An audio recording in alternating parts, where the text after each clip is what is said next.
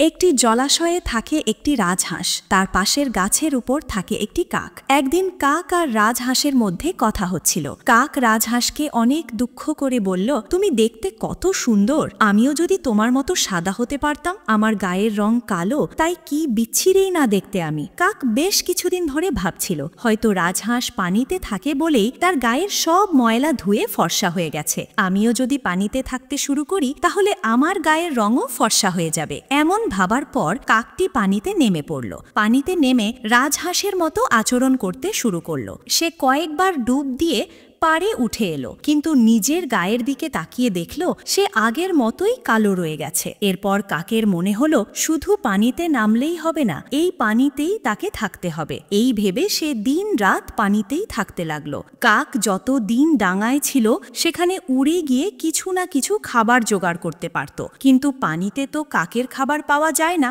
অনেক খিদে পাওয়ার পরও কাক জেদ করে পানি ছেড়ে উঠল না। এদিকে না খেয়ে খেয়ে সে ধীরে ধীরে জীর্ণ শীর্ণ হয়ে যেতে লাগলো। এমন করে পানিতে থেকে থেকে কাক সাদা তো হলোই না, তার উপর না খেয়ে খেয়ে একদিন সে মরেই গেল। পানিতেই মিশে গেল তার ফর্সা হওয়ার স্বপ্ন।